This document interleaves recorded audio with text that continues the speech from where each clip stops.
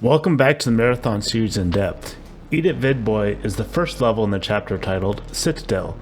The goal of this level is actually to gain entrance into the Citadel itself.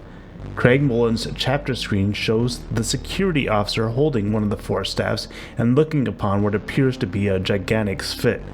This image can be a bit confusing to interpret, so I'll do my best to add some interesting discussion without being overly conclusive. Like a lot of Craig's art, it doesn't exactly match the canon for the game, as Craig took some liberties interpreting the game. It is very possible that Craig created this piece of art before much of the game was ironed out, and that is why some of it doesn't line up with the final game.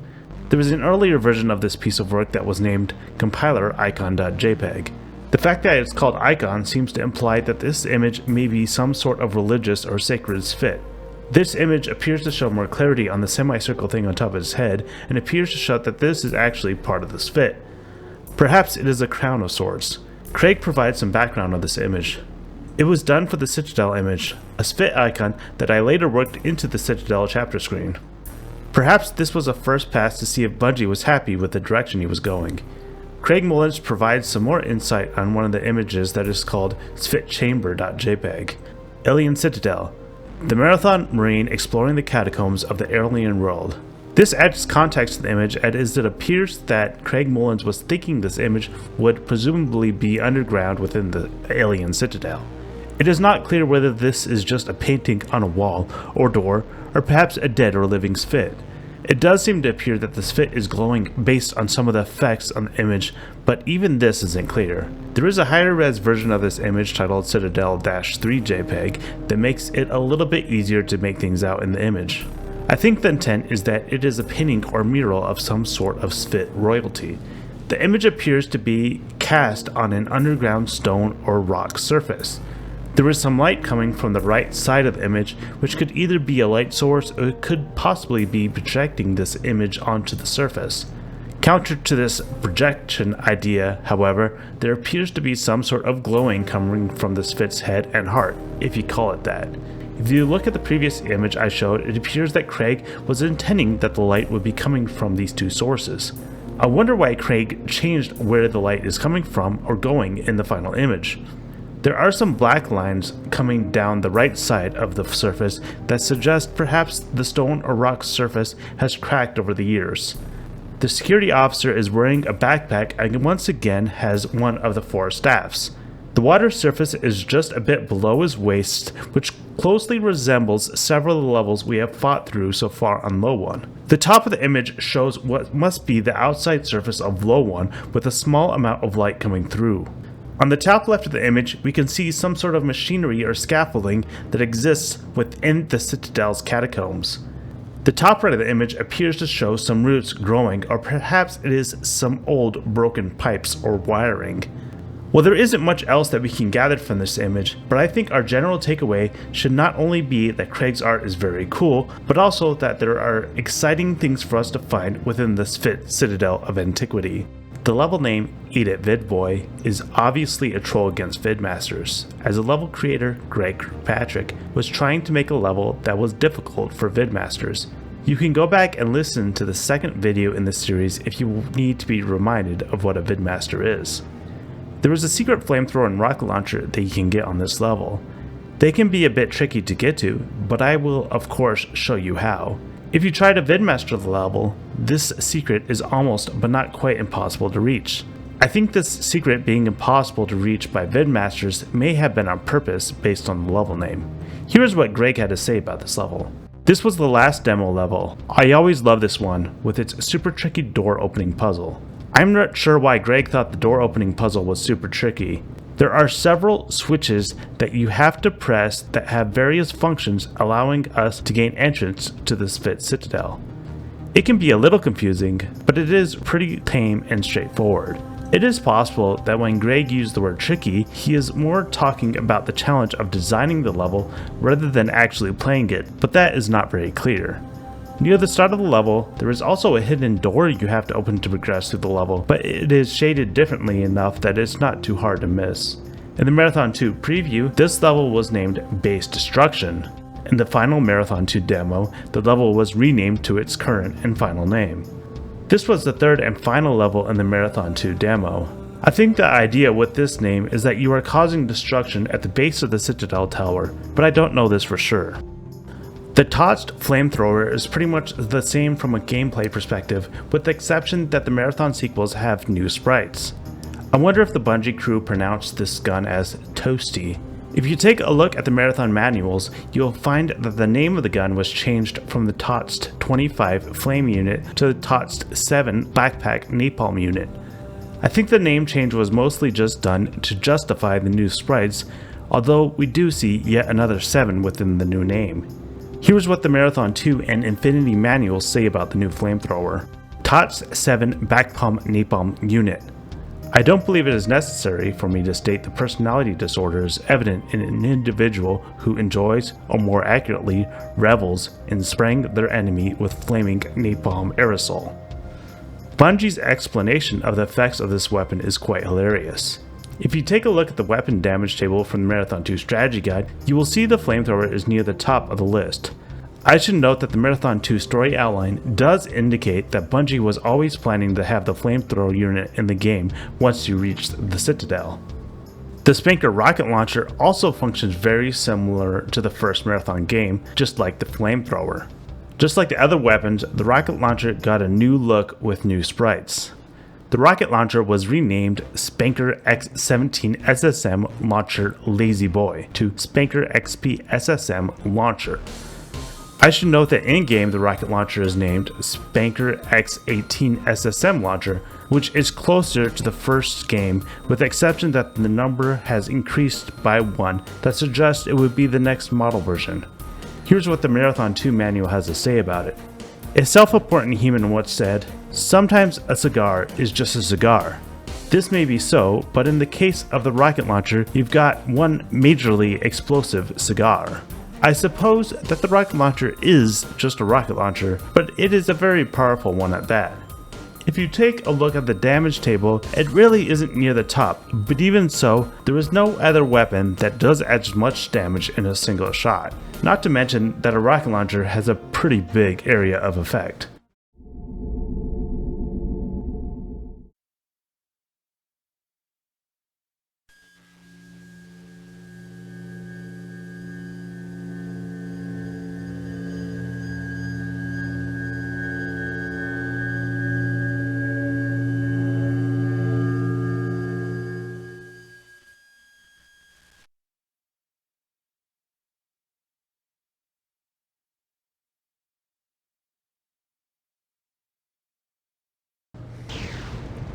Here we are on Eat It Vidboy. Start off, there's the Citadel.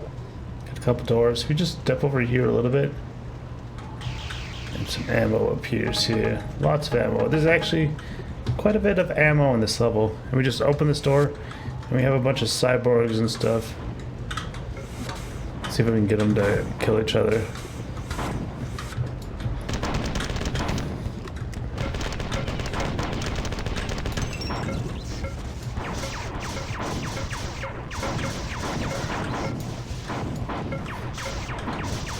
Fusion pistol's pretty effective against them.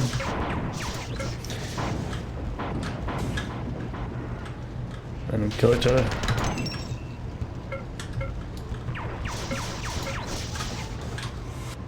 And then there's just a couple 4 fighters left. Nothing too big deal. So you can come in this room. Got some interesting roof beams and stuff. But you might see like we can't go anywhere, but it's actually this little door right here. You can save it. Let's read this first terminal. I have transported you to the Sphinx Citadel of Antiquity. Primary tower is inaccessible by direct teleportation, evidently because some of the Citadel's defenses are still functional. This ancient citadel was the site of a conclusive battle in the short war between the Sphinx and the Four. Finding a way into the primary tower will be difficult, because the ground floor entrance is locked and blocked by a moat. You'll have to overcome both of these obstacles to gain entrance. We are finally at the base and entrance to the Sphinx Citadel. It seems that Durandal was unable to teleport us directly into the Citadel because of some sort of defense system that is still active. We need to both unlock the door to the Citadel and also raise up a bridge across the moat of lava. In order to do this, we're going to have to hit a series of switches throughout the level. Durandal tells us that the Citadel was actually the site of the ancient Spit battle between the Spit and the Four. In a terminal in Waterloo Water Park, we have learned that over 1,000 years ago, Low One was all but destroyed during a war in which the Four enslaved the Spit. Considering this is the Spit Citadel, it would be reasonable to assume a lot of fighting happened here. For being 1,000 years old, the terminals around here work quite well. Perhaps this is thanks to the Spit advanced technology, and perhaps the Four contributed to getting things working also. The terminal image shows the Spit Citadel on the right side of the image and the location where we start on the left side. This image is actually taken looking down from a secret in the level that we will need to grenade hop up to. The image has some Four text on it, which tells us that we are still on the Four computer network. If we take a look at the terminal from the Marathon 2 preview and demo, we will find some additional discussion that doesn't exist in the final terminal. There were even some changes made between the preview and demo versions of the level. Both the preview and demo start with an additional line of text at the start of the terminal that was removed in the final game. The humans are good fighters, and they can handle any remnant Four. Perhaps they removed this line because at some point in the game, the humans are not really fighting with us much. The only part of the preview and demo text that actually lines up with the release version of the terminal is the paragraph that starts with, "I've transported you to the Spit Citadel." The rest of the terminal had quite a bit of change in both the preview and demo versions of the level. Let's read a portion of the terminal from the Marathon 2 preview to get a better understanding of how the terminal changed. The Spit barricaded the main tower during the war, which led to their slavery. From my understanding, the Four were routed several times in the battle. Their defeat convinced them to use radiation weapons to kill the Spit who were inside. Again, what was another demise is our luck. When the Spit realized what was happening, they made one last effort to escape. This should make your entry into the tower possible. Once inside, your sign will allow me to overcome the ancient defenses and we can explore the tower. In the preview, we would have learned that the Spit barricaded themselves inside the Citadel and the Four were routed away from this defense position several times. This caused the Four to use radiation against the Four. It seems that the radiation caused the Spit to make an effort to escape, which is how we are going to gain entry into the tower. In reality, the preview version of the terminal is almost identical gameplay-wise to the final version of the game, so this information really doesn't change what we need to do in order to enter the Citadel. Perhaps that is why some of this information was removed. We will learn later on that the Four really did use radiation against the Spit in the tower. I am guessing most of this text was changed to pace how things are revealed to the player and to make things more mysterious. Here's what the start of the paragraph was revised to in the demo version. The ancient Citadel was the site of the conclusive battle in the short war between the Spit and the Four. This just changed the outlook of the battle from the Spit putting up a good fight to the Four laying a beat down. Either way, this did not end up in the final text. The demo of the version had the additional line, "Those who escaped were hunted and decimated." So in the demo version, the battle was not just conclusive, but the Spit were also hunted down by the Four. The second paragraph I shared before was also changed in the demo to the following. Once you get inside, I should be able to use your location signal to overcome the ancient teleportation defenses. I think the idea was to describe the ancient defenses as specifically defenses against teleportation. Bungie may have elected to remove this sentence entirely from the final game because it is unnecessary and somewhat obvious since Durandal teleports us later on within the Citadel. The preview terminal also had a couple of additional screens that had the first Marathon's game style of showing a map and giving the player directions. This was most certainly removed in favor of showing pictures of the terminal, which is much more appealing. One of these images had a reference to an ancient Spit computer net that is a bit interesting. It isn't really anything new since we are reading Spit terminals and they haven't been on Low One for 1,000 years. Alright, then we come over here, we need to hit the switch and that actually opens up an elevator outside. And we can come down here.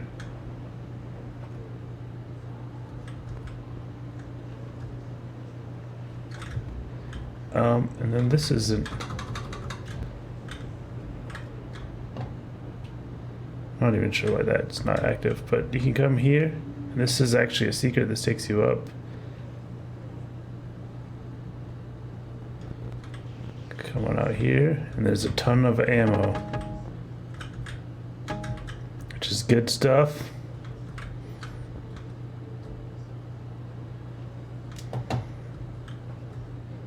This is kind of annoying. We're gonna have to wait for this to go back down. Lots of ammo on this level. At least that's how I feel about it. I don't know.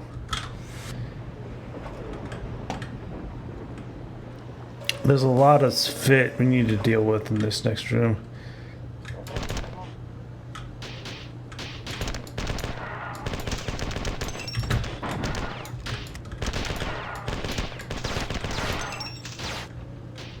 Wait for this fit to kind of come in this room rather than trying to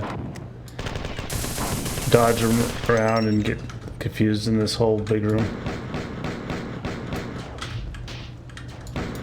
There's also a lot of enemies that later on that will teleport into this room.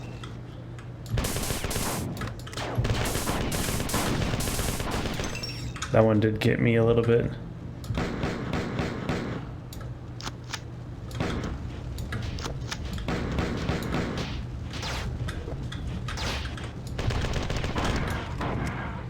Those guys must have decided to go all the way around. They must have jumped off from back there and came across. Later that elevator will be active. Oops. I'm talking and I'm not paying attention to the enemies that are coming up.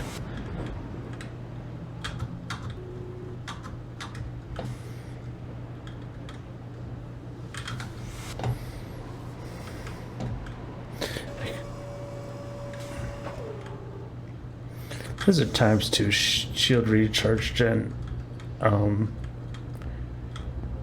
Shield recharger not far ahead. Go through here, jump down. Some more fit. This is really annoying because this fit jumps down there, then you can't really fight him.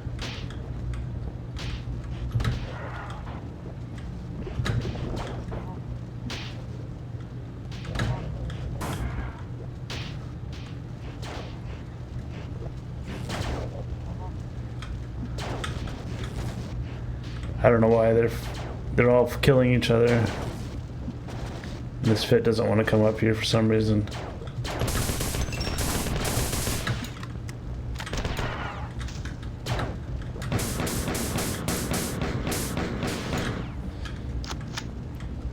Okay, then we got this switch, which actually raises this platform here. You can't see it yet. Let's save it, and we'll just go ahead and go this way.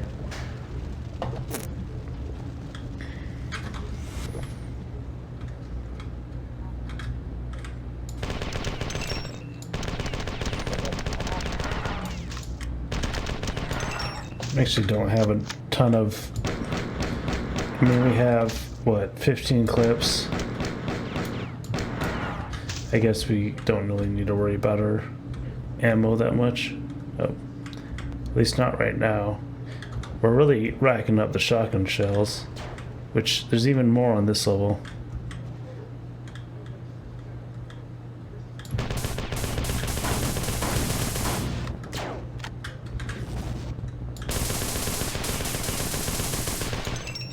I try to line them up because it's easier than dealing with them. Okay, so that is blocked off. We hit this switch and that opens.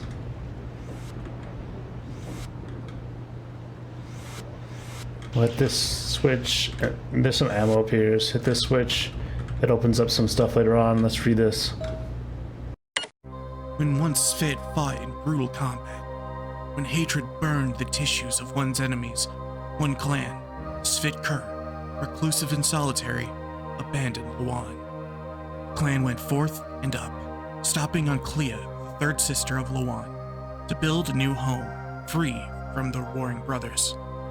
For 1001 orbits, the clan was forgotten, a memory lost upon the battlefield smoke, until the all-powerful Yaru sent Clea out to the stars.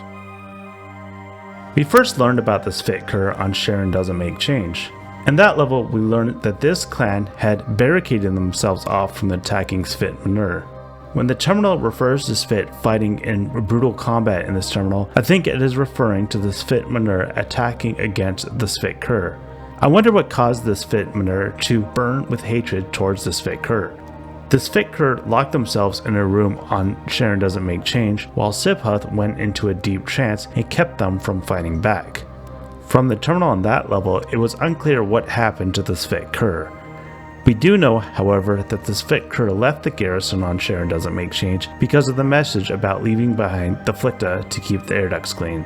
The terminal tells us that the Svit Kur actually didn't just leave the garrison, but that they left the planet of Lowan altogether. Anyways, it seems almost certain at this point that the Svit Kur are the missing 11th Svit clan, and we have a lead that they have left the planet and have gone to Killia, where they were to build a new home. The end of the terminal mentions that Yarrow sent Killia out to the stars. Based on this, it would seem that whoever Yarrow is sent Killia away from Lowan out into space. Who exactly is Yarrow though? Well, here is what Chris Giesel told Hamish Sinclair in response to a question about the different spellings of Sibhuth throughout the Marathon Trilogy. They are alternate spellings. It's an English approximation of an alien pronunciation, like Yarrow, Yarrow, Yarrow. This seems almost certain that Yarrow with a Y is really the Yarrow with the J. If you remember back on Sharon Doesn't Make Change, I shared another quote from Chris about Sibhuth.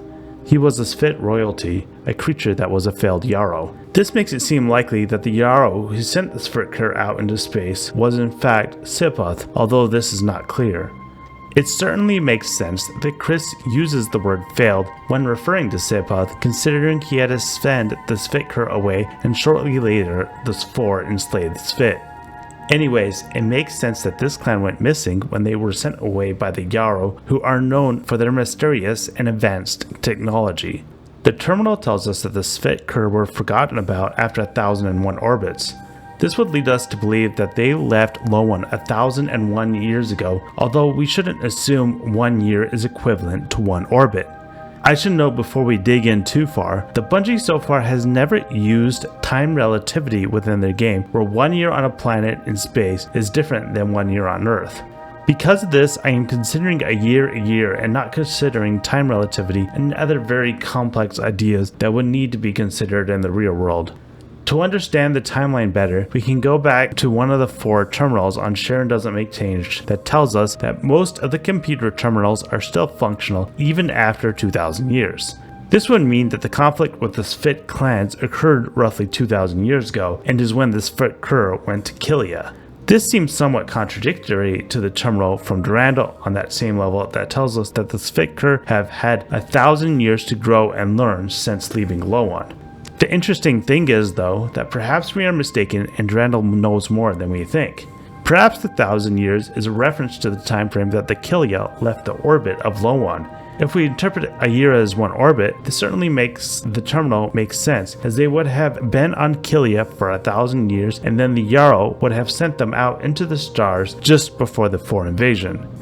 And it would also make sense that Durandal would have known about the Svit Kur going to Killia, because at the end of Sharon Doesn't Make Change, he had said the 4 Science Corps found nothing about the missing 11th Svit clan. This could also imply that it was common knowledge to both Durandal and the 4 that the Svit Kur went to Killia.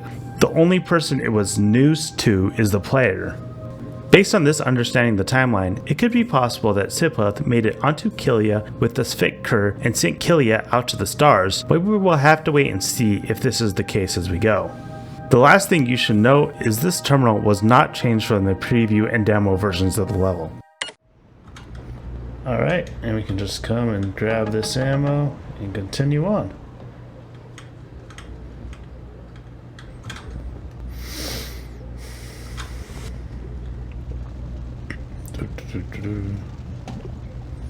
We can save it again just for giggles.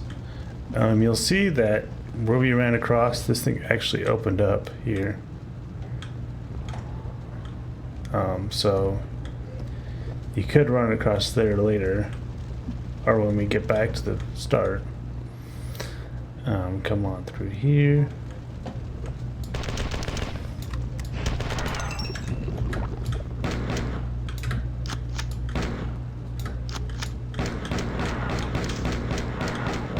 Just mow them down.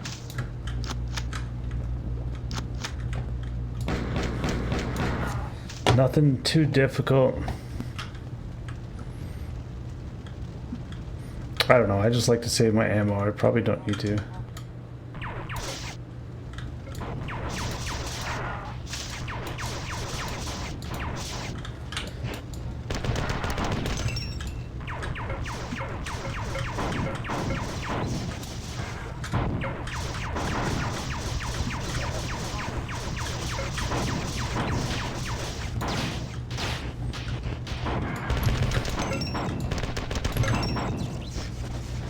Okay, those guys are dealt with, and there's definitely some more around here, but we actually have cleared out a large section of the level. This kind of goes down back to the beginning. Even we could just, let's go on the other side. And some more spits come in. We can kind of use this hallway to kind of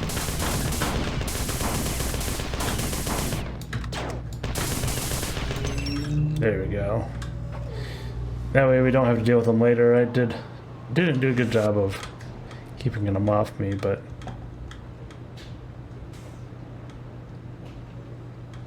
dealing with this is kind of annoying.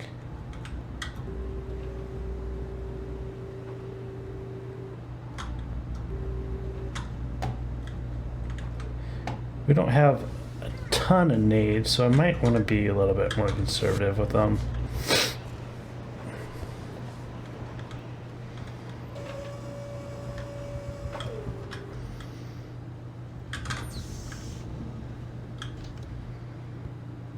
Okay, so we're back here. We need to go this way.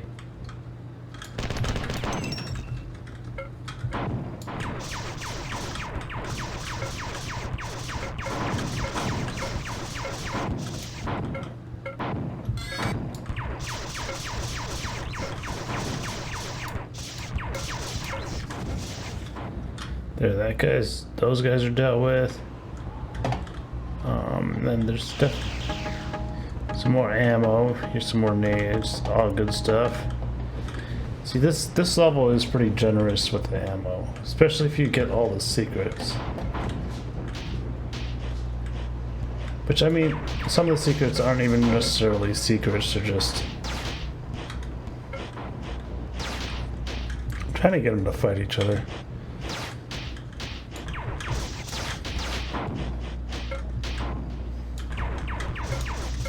I hear some of them fighting each other. Yep, he killed it 4. There we go. Save some ammo, which is completely unnecessary. You come in here is another save. You can kind of see this window out to where we need to go. But to get there, we kind of have to go around the other side. This is just where we've been. Come on through here.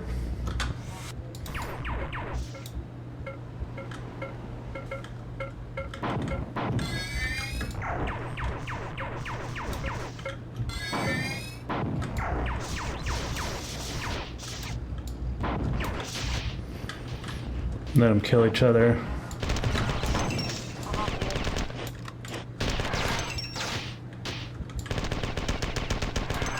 There we go. Got them all in the hallway for easy pickings.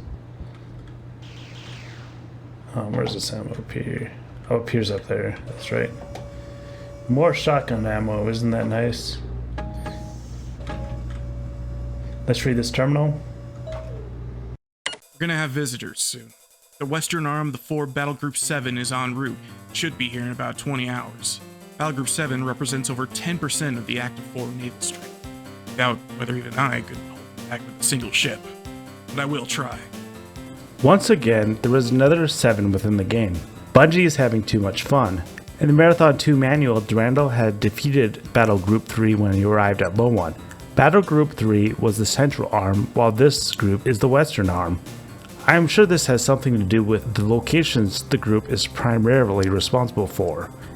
Based on this terminal, it appears that Battle Group 7 is much stronger than Battle Group 3, and will be a much bigger problem. I guess Durandal won't be able to defeat them in 2 minutes. Anyways, it seems that we have to pick up the speed with finding the Lost Fit clan and also have to deal with more for it in the process. Note that this terminal doesn't exist in the Marathon 2 preview or demo. Those versions of the level had no reference to Battle Group 7. Okay, let's jump down there. Hit a switch. That opens this.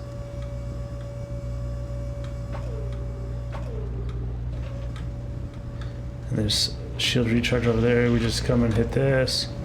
Some more ammo appears.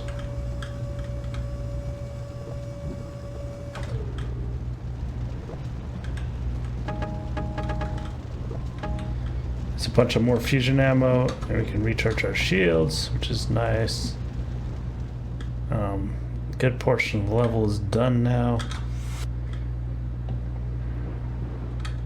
There's a couple more things I want to explore, but for the most part we're done. And this gets confusing. Well, not that confusing. It's honestly a fairly straightforward level, but you can get a little turned around at first so you understand it. So now that the lava lowered, we can jump down here and get another shotgun, except for we already have 2 shotguns. But now we have 120 shells, so that's quite nice. That'll come in handy later. We're kind of saving that shotgun ammo for when the game's over. We can go down here. It really doesn't go anywhere. I might as well show it to you.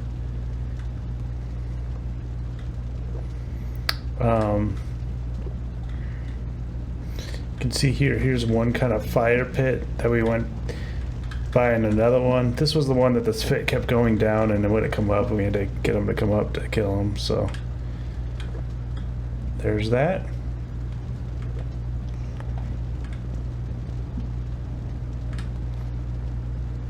Then you could come down here and swim through here and then come to this elevator to get the shotgun early, but I mean, I don't know why you would really want to do that. I guess maybe on a VidMaster you might, but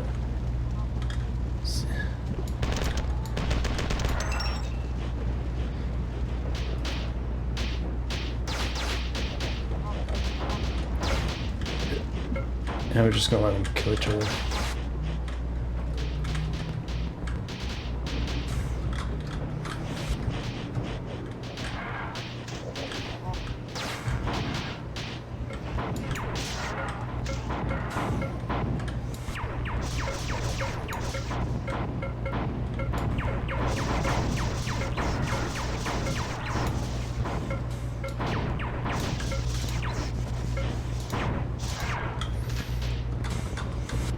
Not that bad.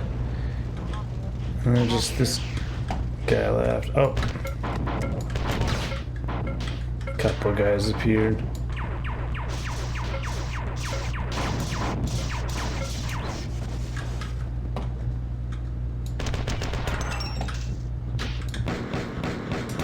I fell in the lava. Before we read this final terminal, let's go save it just for...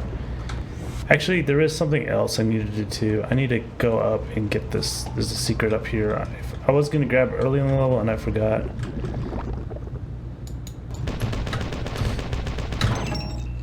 So there's a rocket launcher and a flamethrower. Let's see, how much...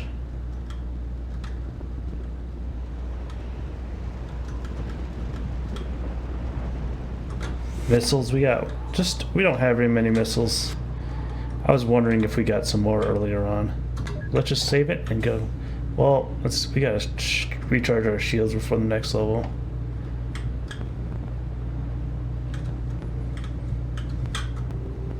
And then we can save it and go read the final terminal.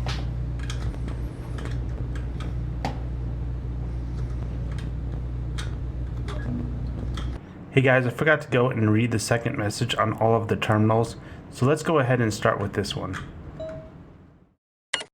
If you insist on stumbling around when our time here is limited, I may just decide that you're not all that special after all and teleport you out into space. Get into the tower. Still rampant, Durandal. This terminal gives us the classic sarcastic Durandal. Threats of teleporting out in space seem to be a reoccurring joke in the Marathon Trilogy. The terminal was unchanged from the preview and demo versions of the level. The only thing that changed was what triggered the second message on all of the terminals in this level. More on that after the mission. Okay guys, and here we are back at this fit terminal that we opened up with that switch, if you remember. So let's read the second message on this terminal. Fires burned, and the marshes of the western hamlets turned to ash. Scorching black the water. Attacks were ruthless and cruel. Not a Svit was left alive. Thus began the long war between the Svitner and the Svitlar. After the marsh wars between Svitlar and Svitner left the battlefields choked with dead, the marsh graves full. High above, Clea refused to see the carnage upon the lawn. She fled to the furthest reach, leaving the sacred marsh dry from the falling tides. As the waters receded, red sand of the dead spread across the lawn. At this terminal, we learned that not only did the Svitmanur have a conflict with the Svitkur, but they also had a conflict with the Svitlar. It appears that this conflict is what drove the Svitkur and Killia to leave Lowan, as they refused to see the carnage upon Lowan. This tells us the reason the Svitkur left had nothing to do with the Four. Perhaps this missing Svit clan was saved from the Four by this conflict. If our understanding of the timeline that we discussed in the first message on this terminal is correct, then we know that this conflict between the Svit clans happened a year or so before the Four invasion on Lowan. Back to the start of the terminal, it appears that during this Svit conflict, some of the marshes were burned around some of the small Svit villages. It makes sense that some of these fires might cause the waters to turn black because all of the ash and soot mixing with the water. We learned that attacks were ruthless and cruel, leaving no one alive, although the part with no one being left alive may have been a mistranslation, as the bracket says coherent with a question mark. The next portion of text that says this began the first war between the two Svit clans is in blue. However, this appears to be an error in the game, and the blue color tag was supposed to end after the word coherent. Perhaps the %5 was supposed to be part of the code to end the color and was thus a mistype. The last line of text indicates that when the tides receded due to the departure of Killia, the sand was red because of the blood of the dead. Or perhaps the sand was always red, and it being red because of the dead is more of a metaphor. We have to wonder why the Svitmanur ever attacked the Svitkur and Killia during the 1,000 years that they were still in orbit around Lowan. Perhaps they didn't have the technology to reach the planet and the Svitkur were only able to get there thanks to the Yarrow. We can't really know for sure. If you take a look at the preview, you will find the terminal has a missing image. Previews and demos are bound to have a few mistakes. The preview and demo text are essentially the same as the release versions, with the exception that the coherent text in brackets was added. Alright, and here is the other terminal from Durandal, so we want to read this second message on this one also. Stop messing around. Didn't I tell you that a significant portion of the strongest nearby galactic navy is heading in this direction? Get back to the tower! I love these funny messages like this one that Bungie put in the game. It adds a bit of flavor and urgency to the situation.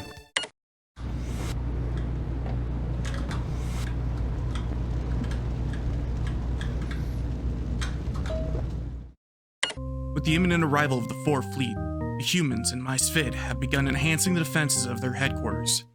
Even if I have to abandon them, they'll be able to hold out for a long time. I'm gonna teleport you to the higher levels of the Citadel. Hopefully, we can find some useful information at the top. We must determine what happened to the 11th Svit clan.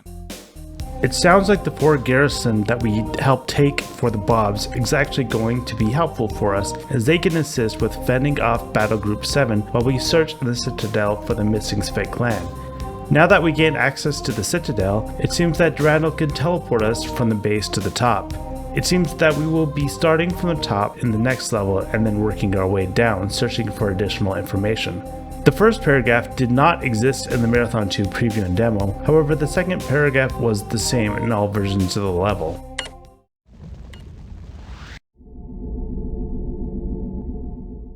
Eat It Vidboy can have a lot of enemies you need to deal with at once, and the level layout can be a bit confusing until you understand it.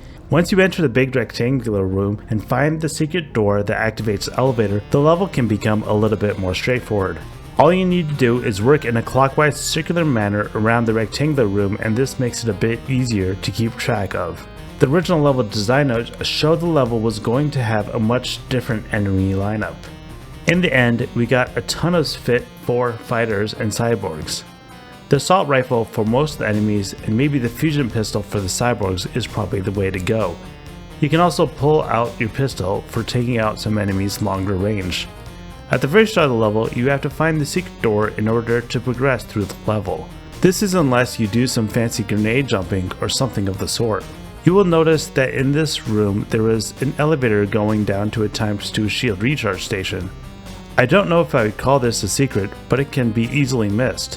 The interesting thing is that these elevators and the ×2 shield recharge station did not exist in the preview version of the level. It is interesting though, because the pockets for where these elevators will be added did exist in the preview version of the level. One thing you might notice is in the corner of this room to the left of the switch is a secret elevator platform that will take you up to a stash of ammo that includes a bunch of shotgun ammo. This is extremely handy and easy to miss. Once again, this secret did not exist within the preview version of the level. The strange thing is though that the ceiling is missing, almost like Greg was planning to add the secret but didn't get it into the level yet. There is another secret at the very start of the level that did not exist in the preview or the demo. This one is also not mentioned in the Marathon spoiler guide. In order to reach, you need to grenade hop up to the west platform in the starting room. The easiest way to do this is grenade hop out of the lava with your back to the platform. Just remember when you do this that you can't just hold down the grenade button, but instead have to wait until you are completely out of the lava. As always, hold your primary fire. There's also another way to do it from the ground by running into the wall and using it to give you extra height, but I think the lava method is easier. The ×2 shield recharge station near the start makes getting this jump a lot easier, which makes me wonder if Greg added it to the level specifically for the purpose of adding the secret.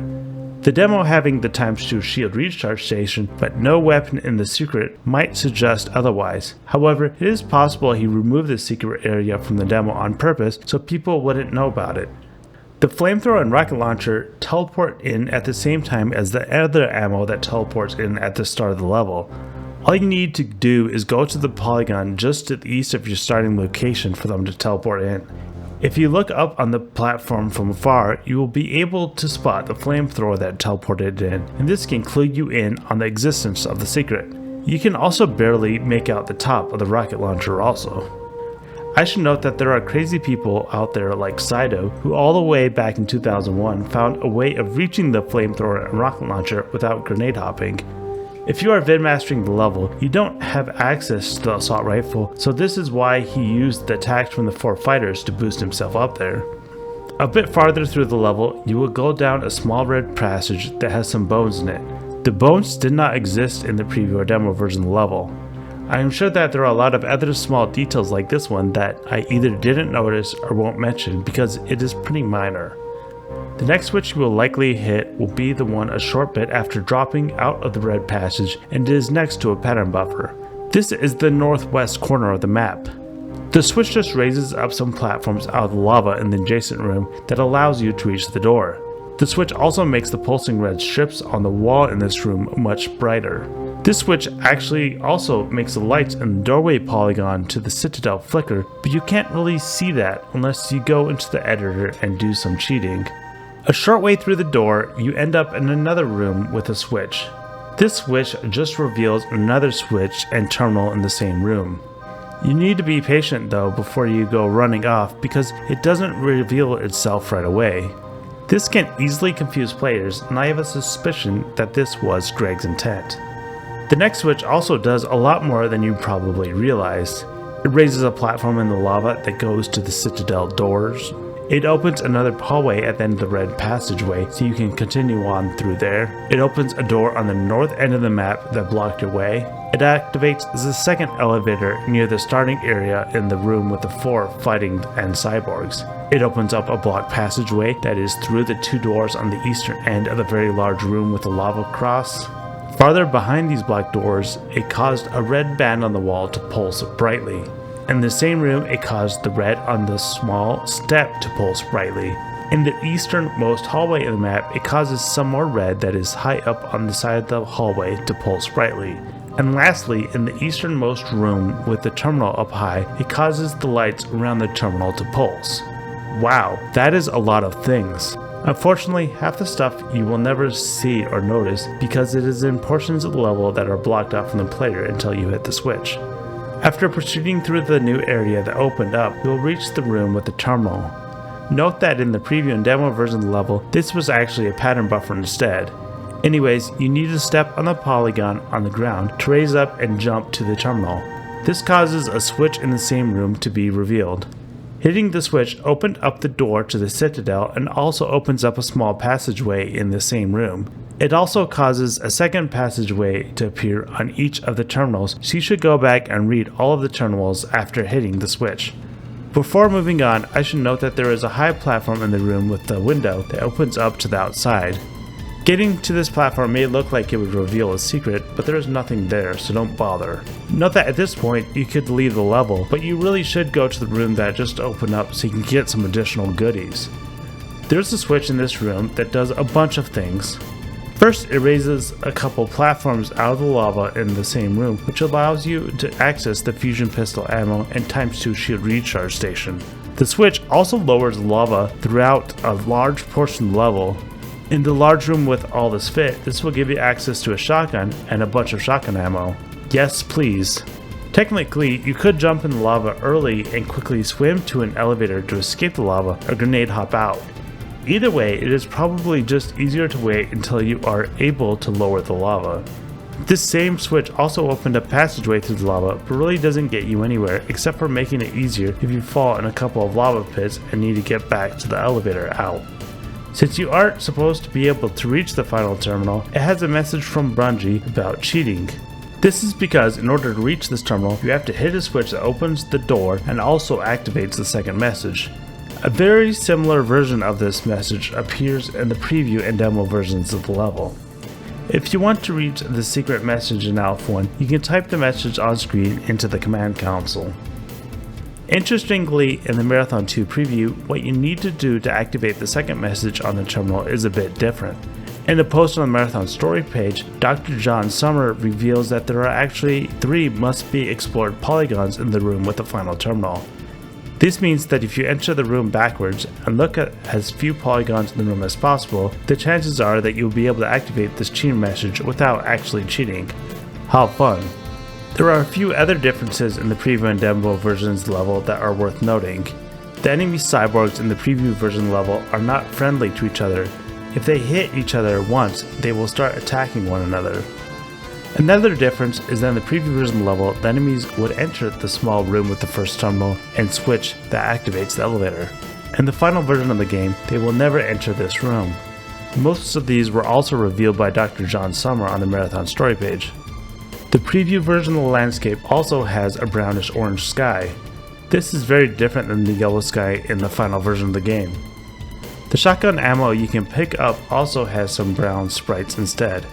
Don't forget that in the Marathon 2 preview there was no swim key. This often makes falling in the lava life-ending. After reading the final terminal, both the Marathon 2 preview and Marathon 2 demo end with a screen that congratulates you for finishing the Marathon 2 demo. They do have unique screens though, even though they call themselves the demo in both versions. The Marathon 2 preview disc also came with an image of a level that has not been identified. The back of the disc envelope said that there would be 4 levels in the preview, however we only ended up with 3. Most likely the envelope was printed before the discussion was made to go with 3 levels instead of 4. I don't think there is anywhere in the game that looks like the image in the preview. I asked Doug Zartman and Mark Burnell about it and they were not sure where the image came from. Doug Zartman thought maybe it was a manufactured image. However, Mark didn't think it was a manufactured image because typically Bungie would make it look more dynamic or show off features in the game. My best guess is that this was a test level, but we will probably never know for sure. When you start the level, the preview version has no chapter screen. The demo version does have a chapter screen, but it is the Volunteers chapter screen instead of the one with this fit that we get in the release version. The screen, however, does not scroll and does not have the name of the chapter on it. I'm sure that there are other differences that have not been identified, but thanks to all the differences that have been maintained by Hamish Sinclair on the Marathon story page, along with a few small things that I discovered, I think we have a pretty good comprehensive list of the main differences between the different versions. There are probably even a few more on the Marathon story page that I missed. That brings us to the end of the level. Thanks a bunch for watching. This one took quite a bit of research to complete. I am sure that will be the case on several of the levels in this chapter. See you next time on The Hard Stuff Rules, where we will continue to learn more about what happened to the 11th Fit clan.